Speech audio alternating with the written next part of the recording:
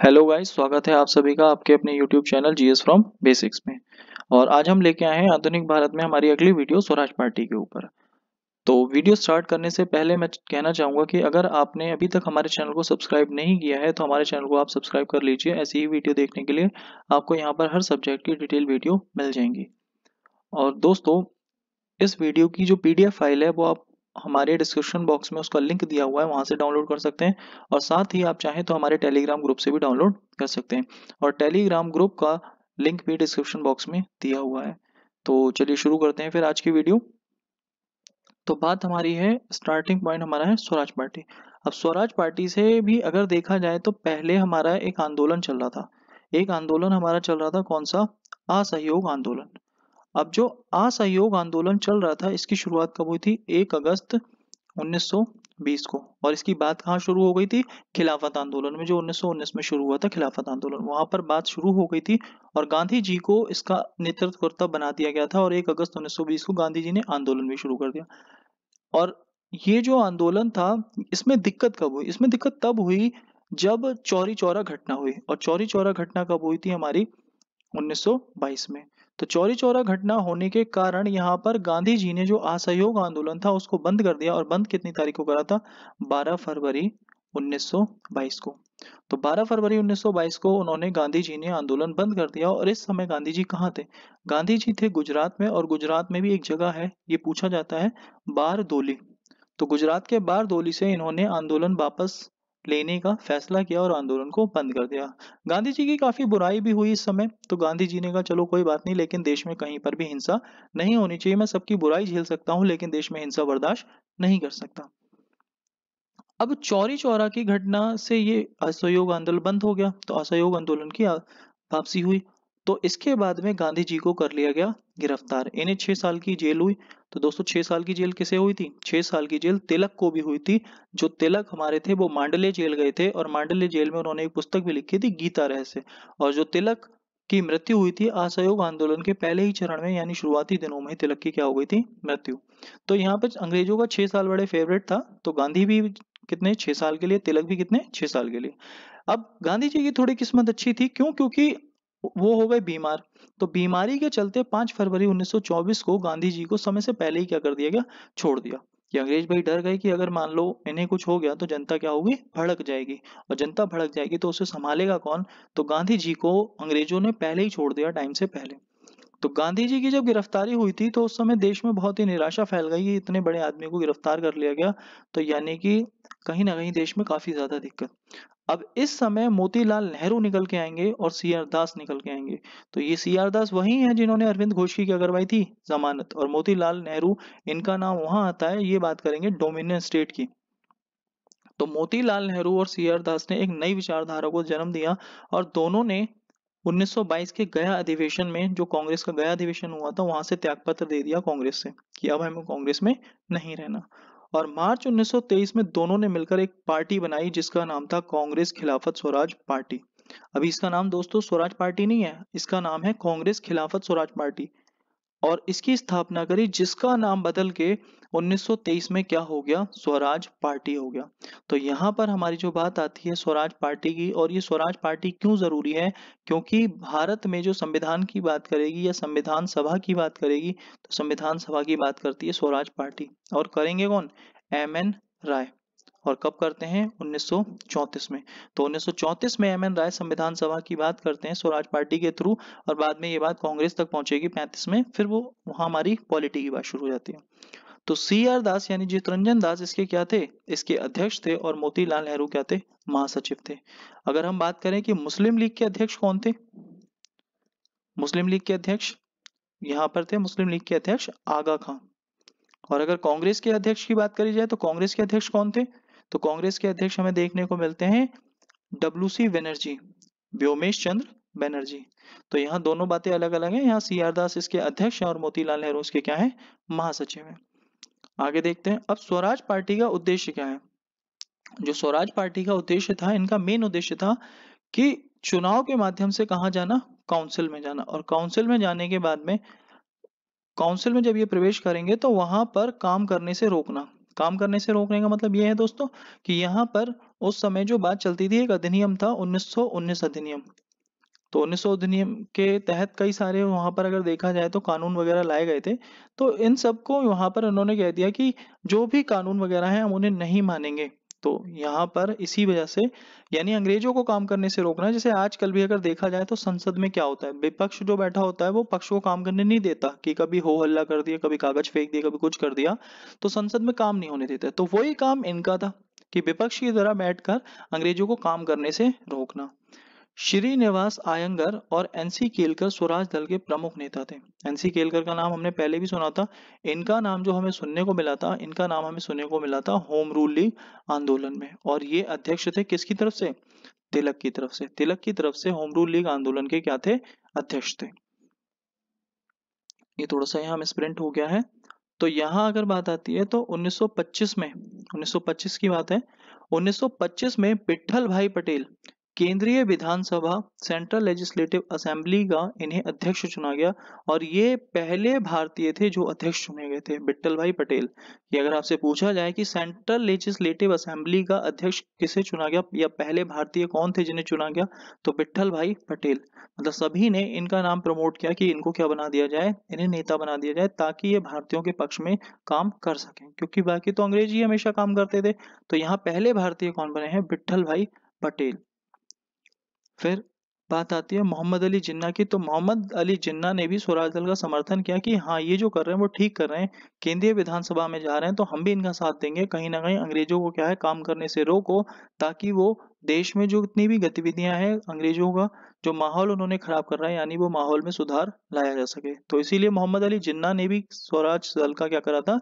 समर्थन किया था। अब नेक्स्ट बात आती है सी आर दास। सी आर दास बहुत ही मतलब महान व्यक्ति हैं और बहुत ही प्रख्यात व्यक्ति हैं। सी आर दास का नाम इसलिए फेमस है, इनका नाम क्योंकि इन्हें कहा जाता है देश बंधु या द फ्रेंड ऑफ नेशन।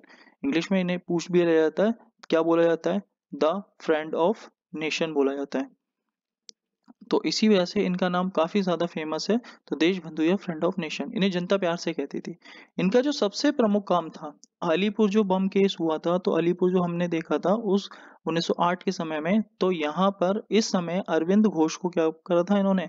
इन्होंने बचाया था। क्योंकि अवैध हथियारों के चक्कर में अरविंद घोष और उनके भाई भारत घोष और अन्य 34 लोगों को गिरफ्तार कर लिया था। तो गिरफ्तार करने के बाद अरविंद घोष की इन्होंने क्या करवाई थी? जमानत। तभी से ये हाईलाइट हो गए थे।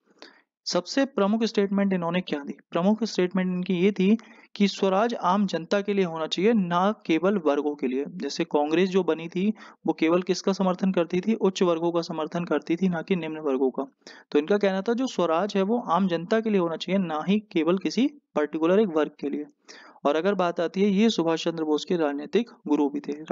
और इनके अलावा अगर बात आती है तो इनके एक और भी, गोपाल कृष्ण गोखले का भी नाम कहीं कहीं आता है। तो गोपाल कृष्ण गोखले गांधी जी से भी कनेक्टेड थे, लेकिन यहाँ जो बात आती है सुभाष चंद्र बोस की, तो सुभाष चंद्र बोस के ये क्या थे? राजनैतिक गुरु। तो सी आर दास कहीं ना कहीं बहुत ही महान व्यक्ति थे। अब नेक्स्ट हमारी बात आती है गांधी दास पैक्ट। तो यहाँ पर ये जो पहली फोटो आपको दिख रही है, ये हैं हमारे सी आर दास और ये हैं हमारे मोतीलाल नेहरू, और इन्हें तो आप जानते ही हैं, महात्मा गांधी। तो यहाँ पर जो बात आती है, इन तीनों ने कंबाइन रूप से एक वक्तव्य दिया। वक्तव्य मतलब यहाँ पर एक देखा जाए तो एक भाषण दिया।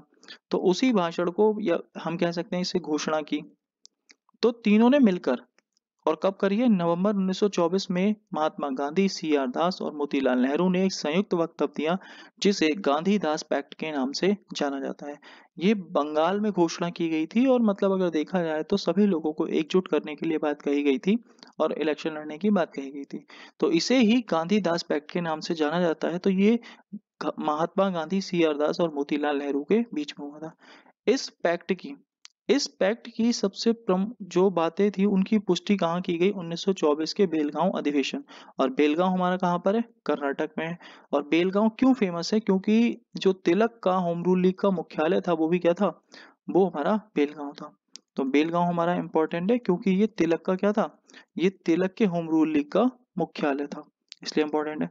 अब यहाँ पर अगली जो इंपॉर्टेंट बात है, जिस अधिवेशन की अध्यक्षता स्वयं गांधी जी ने की थी। तो यहाँ पर कांग्रेस की पहली बार, कांग्रेस के जो अध्यक्ष बने हैं वो गांधी जी पहली बार अध्यक्ष बने। और अगर बात आती है, ये तो बात हुई पहली बार अध्यक्ष, पहली बार अध्यक्ष बने हैं। और अगर बात आती है पहली बार शामिल कब हुए थे, तो शामिल दोस्तों याद होगा, हमने लास्ट में बात करी थी, एक वीडियो थी हमारी उसमें, तो 1901 में। कहाँ पर? कलकत्ता में। और इसकी जो अध्यक्षता थी वो किसने करी थी? दिनेश बाचा ने की थी। इस अधिवेशन में ये शामिल हुए थे। तो गांधी जी पहली बार 1901 के अधिवेशन में शामिल हुए, लेकिन पहली बार अध्यक्ष कब बने हैं? 1924 के बेलगांव अधिवेशन में। और बेलगांव कहाँ है? कर्नाटक में। और बेलगांव इसलिए भी फेमस है क्योंकि तिलक के होम रूल लीग का ये क्या था? मुख्यालय था। तो इन्हीं बातों का यहाँ पर क्या बोला जाता है? गांधी दास पैक्ट। तो यहाँ पर गांधी दास पैक्ट यानी CR दास और मोतीलाल नेहरू और गांधी जी का नाम आता है, तीनों का एक साथ कंबाइन रूप से। अब हमारी बात चलती है अन्य राजनीतिक दल। जैसे स्वराज पार्टी आई है, तो स्वराज पार्टी के अलावा भी उस समय अलग अलग दल देखने को मिले थे। और इन दलों की अगर देखा जाए तो 1922 से लेकर 1927 तक बाहर रही यहाँ पर, यानी कई दल हमें देखने को मिलते हैं। तो पहला दल था Indian liberal association. Indian liberal association यहाँ पर भी अगर देखा जाए तो ये भी बात करता था इंसाफ की, तो कहीं ना कहीं भारतीयों के लिए बात करता था। तो इसकी स्थापना हुई थी 1918 में। और इन्होंने किसने स्थापना करी है? सुरेंद्र नाथ बनर्जी। तो SN बनर्जी थे, तो उन्होंने इसकी स्थापना करी थी 1918 में, और कांग्रेस से अलग होकर करी थी। फिर बात आती है अखिल भारतीय मुस्लिम मुस्लिम लीग की स्थापना कब हुई थी? मुस्लिम लीग की स्थापना हुई थी 1906 में। इन्होंने जो डिमांड करी थी सबसे फेमस 1908 में करी थी पृथक निर्वाचक मंडल की, और पूरी कब हो गई थी? 1909 में मार्लेमेंटो में। तो मार्लेमेंटो ने क्या कर दिया था? इन्हें पूरा भी कर दिया था। तो ये व्यक्ति जो है मोहम्मद अली जिन्ना है। तो अब मोहम्मद अली जिन्ना का स्टार्टिंग में कोई रोल नहीं था, उस समय सलीमुल्लाह खां और आगा खां का ज्यादा रोल था। लेकिन खिलाफत आंदोलन जब 1924 में समाप्त हुआ है, उसके बाद में भारतीय मुस्लिम लीग में मोहम्मद अली जिन्ना निकलकर सामने आएंगे, और इनके नेतृत्व में मुस्लिम लीग काफी ज्यादा बाहर मतलब उभर कर सामने आएगी, और बहुत ही ज्यादा इसका वर्चस्व हो जाएगा। फिर बात आती है नेक्स्ट हमारी हिंदू महासभा। हिंदू महासभा, इसके जो संस्थापक हैं वो है मदन मोहन मालवीय। अब ये व्यक्ति बहुत ही ज्यादा खास है, इन्हें अगर देखा जाए भारत रत्न पुरस्कार भी मिला है। और जो मदन मोहन मालवीय थे, इन्होंने एक विद्यालय बनाया जिसका नाम था BHU, बनारस हिंदू यूनिवर्सिटी। और ये जो बना था ये लगभग कब बना था? 1916 में। और किसकी सहायता से बना था दोस्तों? ये बना था एनी बेसेंट की सहायता से। तो ये इंपॉर्टेंट है। जबकि इसकी नींव कब रखी गई थी? इसकी नींव रखी गई थी 1898 में। 1898 में इसकी नींव रखी गई, और बाद में इसका जो नाम बदलकर कर दिया गया वो क्या कर दिया गया? BHU 1916 में एनी बेसेंट की सहायता से। अब हिंदू महासभा की जो स्थापना हुई वो कहाँ पर हुई है? 1915 में हरिद्वार में। अब स्टार्टिंग में इसकी स्थापना मदन मोहन मालवीय ने करी, लेकिन ये अध्यक्ष नहीं बने। लेकिन 1924 में मदन मोहन मालवीय इसके क्या बन जाएंगे? अध्यक्ष। और उसके बाद ये दल बहुत ही ज्यादा क्या हो जाएगा? प्रभावशाली, ये सबसे ज्यादा दिखाई देगा हर जगह। तो हिंदू महासभा ये सबको किसको? हिंदुओं को जोड़ने का काम करेगा। नेक्स्ट आता है हमारा भारतीय कम्युनिस्ट पार्टी। भारतीय कम्युनिस्ट पार्टी 1924। अब ये दोस्तों क्यों इंपॉर्टेंट है? क्योंकि भारतीय कम्युनिस्ट पार्टी अगर बात आती है देश की सबसे पुरानी पार्टी, तो सभी को पता है कौन सी है? कांग्रेस। और कांग्रेस हमारी कब बनी है? 1885 में। तो दूसरी अगर हम बात करते हैं कम्युनिस्ट दूसरी पार्टी, तो दूसरी है हमारी CPI, communist party of India, या भारतीय कम्युनिस्ट पार्टी, और ये बनी है हमारी 1924 में। तो दोस्तों राष्ट्रीय स्तर पर अगर हम बात करें कि कुल कितनी पार्टियां हैं, तो कुल राष्ट्रीय स्तर पर हमारी 8 पार्टियां हैं टोटल। जिसमें अगर देखा जाए तो बसपा भी आ जाती है, BJP भी आ जाती है। तो टक्कर जो अगर देखा जाए तो कांग्रेस और BJP में देखने को मिलती है। बाकी अन्य हमें इतनी ध्यान नहीं रहती, लेकिन क्योंकि वो हमारे इतने ज्यादा समाज में चलती नहीं है। लेकिन जो CPI है ये हमारे साउथ इंडिया में ज्यादा चलती है, नॉर्थ इंडिया में यही देखने को नहीं मिलती, क्योंकि नॉर्थ इंडिया में कांग्रेस और BJP ही ज्यादा देखने को मिलती है। तो राष्ट्रीय स्तर पर अगर बात करो इस समय वर्तमान में कितनी पार्टियां? कुल 8 पार्टियां हैं। और अगर इसकी बात करी जाए CPI की, भारतीय कम्युनिस्ट पार्टी की, तो ये दूसरी सबसे पुरानी पार्टी है जो कब बनी थी? 1924 में। इसके जो संस्थापक थे वो सत्यभामा और MN राय। ये MN राय नाम इंपॉर्टेंट है क्योंकि ये वही MN राय हैं जिन्होंने 1934 में स्वराज सभा से किसकी बात करी है? संविधान सभा की। तो ये संविधान सभा की बात करते हैं, तो इसी वजह से ये इंपॉर्टेंट है। और इस पार्टी की स्थापना कहाँ हुई थी? 1924 में कानपुर में। अब 1924 में कानपुर में हुई। कानपुर हमारा कहाँ है? यूपी में। लेकिन ये हमें कहीं नॉर्थ इंडिया में देखने को नहीं मिलती, ना यूपी में इसका कोई जिक्र होता है। ये हमें साउथ इंडिया में देखने को मिलती है। क्यों? क्योंकि इसका मुख्यालय जो था 1925 में वो ट्रांसफर हो गया। कहाँ? कानपुर से कहाँ शिफ्ट कर दिया गया? मुंबई शिफ्ट कर दिया गया। इसीलिए ये दूसरी सबसे पुरानी पार्टी भी है। और लेकिन नॉर्थ इंडिया में जहां इसका जन्म हुआ वहां दिखाई नहीं देती है। ये कहाँ दिखाई देती है? साउथ इंडिया में आज भी दिखाई देती है। नेक्स्ट है हमारा अगला हिंदुस्तान रिपब्लिकन एसोसिएशन। ये बहुत ही इंपॉर्टेंट है क्योंकि यहाँ पर अगर देखा जाए जो काकोरी घटना है तो काकोरी कांड इन्हीं लोगों ने करा था। तो ये काकोरी कांड जो हुआ है वो HRA, इसको शॉर्ट में बोलते हैं HRA, हिंदुस्तान रिपब्लिकन एसोसिएशन, जिसकी स्थापना कब हुई थी 1924 में। और सबसे प्रमुख कांड कौन सा करा इन्होंने? काकोरी कांड, जो ट्रेन लूटी गई थी कानपुर के पास में। 19 अक्टूबर 1924 में सभी क्रांतिकारियों का कानपुर में एक सम्मेलन हुआ। जितने भी क्रांतिकारी थे सभी को कहाँ बुलाया गया? कानपुर, जिसमें सचिंद्र नाथ सान्याल, इनकी एक किताब है बंदी जीवन, तो इनकी ये पुस्तक जो है बंदी जीवन सचिंद्र नाथ सान्याल की बहुत ही फेमस है। तो ये याद रखना, ये पूछी भी जाती है एग्जाम्स में कई बार कि बंदी जीवन पुस्तक किसने लिखी है? सचिंद्र नाथ सान्याल ने। अब इस सम्मेलन में सचिंद्र नाथ सान्याल, योगेश चैटर्जी और राम प्रसाद बिस्मिल ने कानपुर में HRA यानी हिंदुस्तान रिपब्लिकन एसोसिएशन की स्थापना की। तो इन सभी ने मिलकर, सचिन सान्याल, योगेश चैटर्जी व राम प्रसाद बिस्मिल, इन सब ने मिलकर कौन सी पार्टी बनाई? हिंदुस्तान रिपब्लिकन एसोसिएशन, ताकि अंग्रेजों से लड़ाई की जा सके। फिर इसी के रेफरेंस में एक पार्टी और बनी, हिंदुस्तान सोशलिस्ट रिपब्लिकन एसोसिएशन। तो इसमें अगर देखा जाए तो इस पर सोशलिस्ट वर्ड और जोड़ दिया गया, HSRA। ये है HRA और ये है HSRA, हिंदुस्तान सोशलिस्ट। तो सोशलिस्ट वर्ड को जोड़ दिया गया, सोशलिस्ट रिपब्लिकन एसोसिएशन। और इसे जो बनाया था वो बनाया था चंद्रशेखर आजाद ने, और दिल्ली के फिरोजशाह कोटला मैदान में। आज भी अगर देखा जाए तो ये बहुत ही ज्यादा फेमस है फिरोजशाह कोटला। यहाँ पे कई जगह जिसे मैच देखने का शौक होगा उसने तो जरूर ही नाम सुना होगा, क्योंकि दिल्ली में बहुत मैच होते हैं फिरोजशाह कोटला में।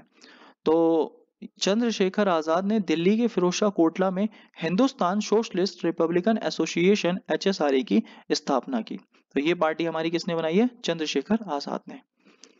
आगे देखते हैं। अब जो हमारी अभी हमने बात करी थी कि HRA ने जो सबसे बड़ी घटना को अंजाम दिया था वो कौन सी घटना थी? HRA की हमारी काकोरी कांड। और काकोरी कांड, ये काकोरी जो हमें देखने को मिलता है, ये काकोरी कहाँ पर है? लखनऊ में। कभी भी दोस्तों आप एग्जाम देने अगर लखनऊ की तरफ जाएंगे तो लखनऊ में जैसी ही एंट्री होती है, तो अगर देखा जाए आप मुरादाबाद की तरफ से जाएं या दिल्ली की तरफ से लखनऊ जाएंगे, तो जब भी लखनऊ में एंट्री होगी तो लखनऊ से पहले ही एक स्टेशन पड़ता है काकोरी। तो ये लखनऊ में पड़ता है काकोरी। तो HRA के एसोसिएशन, जो HRA एसोसिएशन थी, उसके क्रांतिकारियों ने 9 अगस्त 9 अगस्त वाले दिन सहारनपुर लखनऊ लाइन पर काकोरी जाने वाली 8 down train, Saharanpur Lucknow line थी जो आज भी हमारी रेलवे लाइन चल रही है, तो उस लाइन पर काकोरी जाने वाली 8 डाउन ट्रेन, ये एक मालगाड़ी थी। एक तो आपको उसका नाम याद रखना है कि नाम क्या था? 8 डाउन ट्रेन। और ये पैसेंजर गाड़ी थी यानी सवारी गाड़ी थी या मालगाड़ी थी? तो ये कैसी थी?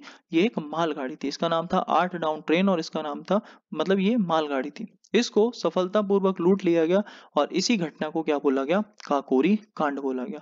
जब ट्रेन लूटी गई, कहां पर लूटी गई? काकोरी में, तो उसी के नाम पर उसका नाम पड़ गया काकोरी कांड। इस घटना में जितने भी क्रांतिकारी थे सभी क्रांतिकारियों को क्या कर लिया गया? गिरफ्तार। और उनके बचाव के लिए एक समिति बनी, कौन सी? गोविंद बल्लभ पंत समिति। अब इस समिति ने कोशिश तो बहुत की लेकिन फिर भी ये बचा नहीं पाई। ट्रेन में दोस्तों अगर देखा जाए तो था कुछ नहीं, मतलब अंग्रेजों का रुपए पैसे जो भी उनके थे, तो अंग्रेजों का सामान था, कहीं ना कहीं हथियार वगैरह, तो उसे लूट लिया था। तो इसी वजह से अंग्रेज क्या हो गए? बहुत ही ज्यादा गुस्से में हो गए। तो जितने भी क्रांतिकारी थे उन सबको गिरफ्तार कर लिया। और समिति कौन सी बनी इन्हें बचाने के लिए? गोविंद बल्लभ पंत। ये क्यों फेमस है? ये व्यक्ति इसलिए फेमस है, आपने सुना होगा उत्तराखंड में एक यूनिवर्सिटी है। उत्तराखंड में कौन सी यूनिवर्सिटी है? गोविंद बल्लभ पंत यूनिवर्सिटी या पंतनगर यूनिवर्सिटी हम जिसको बोलते हैं। ये देश की, अगर बात करी जाए, देश की पहली कृषि आधारित यूनिवर्सिटी है। मतलब कृषि के लिए सबसे ज्यादा ये बढ़ावा देती है उत्तराखंड यूनिवर्सिटी, या अगर इसको हम बोलते हैं पंतनगर यूनिवर्सिटी। पंतनगर उत्तराखंड में है, और उत्तराखंड में भी रुद्रपुर में। रुद्रपुर को उधम सिंह नगर भी बोलते हैं, तो उत्तराखंड में। तो ये इन्हीं के नाम पर ही है, गोविंद बल्लभ पंत के नाम पे। तो ये भी काफी नामी व्यक्ति थे। तो काकोरी केस में बचाने के लिए इनके नाम, इन्होंने क्या बनाई? एक समिति बनाई। और इस केस में जो वकील थे वो वकील कौन थे? एक सरकारी वकील थे, जगत नारायण। तो जगत नारायण ने ही देखा जाए तो किनके खिलाफ मुकदमा लड़ा? भारतीयों के खिलाफ मुकदमा लड़ा। तो ये भारतीय हो गए, इन्होंने भारतीयों के खिलाफ ही क्या लड़ा? मुकदमा। तो इनका नाम भी इंपॉर्टेंट है। लेकिन अगर देखा जाए बचाव समिति किसने बनाई? तो गोविंद बल्लभ पंत ने बनाई। अब इस घटना में जो सबसे फेमस थे, राम प्रसाद बिस्मिल। राम प्रसाद बिस्मिल अगर देखा जाए तो ये शाहजहानपुर के हैं, और शाहजहानपुर में इन्हीं के नाम पर एक स्टेशन भी बन रहा है। तो राम प्रसाद बिस्मिल, तो वहाँ पर स्टेशन बन भी गया। और इनके नाम पे अगर देखा जाए तो कई चीजें देखने को मिलती हैं। इनका घर भी था शाहजहानपुर में। तो इन्हें जो फांसी दी गई, उन्हें फांसी कहाँ दी गई? गोरखपुर में। गोरखपुर में फांसी दी गई। अशफाकुल्ला खां, अशफाकुल्ला खां, ये गोरखपुर में अगर देखा जाए तो इस समय अशफाकुल्ला खां के नाम पर तीसरा प्राणी उद्यान बनना है उत्तर प्रदेश का। यानी यूपी का जो तीसरा चिड़ियाघर बनना है, पहला है लखनऊ में और दूसरा कानपुर में है, और तीसरा इनके नाम पर कहाँ बन रहा है? गोरखपुर में। तो रामप्रसाद बिस्मिल को तो गोरखपुर फांसी दे दी, और अशफाकुल्ला खां को कहाँ दे दी? फैजाबाद। रोशन सिंह को फांसी कहाँ दी? नैनी। और नैनी कहाँ पर है? इलाहाबाद में। और इलाहाबाद अगर देखा जाए तो क्यों फेमस है? क्योंकि इलाहाबाद को कहते हैं संगम नगरी, और उत्तर प्रदेश का जो हाई कोर्ट है वो भी कहाँ पर है? इलाहाबाद में। तो रोशन सिंह को नैनी में फांसी दी गई। और अगर बात करी जाती है भारत में पहली डाक सेवा कहाँ शुरू हुई थी, तो वो भी नैनी में शुरू की गई थी। रोशन सिंह को नैनी में फांसी दी गई। और राजेंद्र लाहाड़ी, तो राजेंद्र लाहाड़ी जो थे, राजेंद्र लाहिड़ी को गोंडा में फांसी दी गई। तो इन सबको फांसी अलग अलग दी गई, लेकिन इसमें जो थे एक व्यक्ति बच गए, चंद्रशेखर आजाद। चंद्रशेखर आजाद फरार हो गए। तो यहाँ अलग अलग लोग थे, रामप्रसाद बिस्मिल को गोरखपुर, अशफाकुल्ला खां को फैजाबाद, रोशन सिंह को नैनी में और राजेंद्र लाहिड़ी को गोंडा में फांसी दी गई, और चंद्रशेखर आजाद फरार हो गए। बाद में चंद्रशेखर आजाद को इलाहाबाद का जो एक पार्क है, अल्फ्रेड पार्क, तो अल्फ्रेड पार्क में अंग्रेजों ने इन्हें घेर लिया था, और घेरने के बाद वहां पर इन्होंने क्या कर ली थी? खुदकुशी कर ली थी। तो यहाँ पर चंद्रशेखर की बात भी क्या हो जाती है? समाप्त हो जाती है। साथ ही इस वीडियो में आज के लिए इतना ही दोस्तों, फिर इसमें हम नेक्स्ट बात करेंगे आगे हमारे अगले टॉपिक की। तो अगर वीडियो अगर आपको अच्छी लगी हो तो प्लीज़ इसे लाइक करें, शेयर करें, कमेंट करें और सब्सक्राइब करें चैनल को अगर नहीं किया है। और पीडीएफ फाइल को आप हमारे डिस्क्रिप्शन बॉक्स से डाउनलोड कर सकते हैं, और साथ ही टेलीग्राम से भी। तो आज के लिए इतना ही गाइस, थैंक यू गाइस।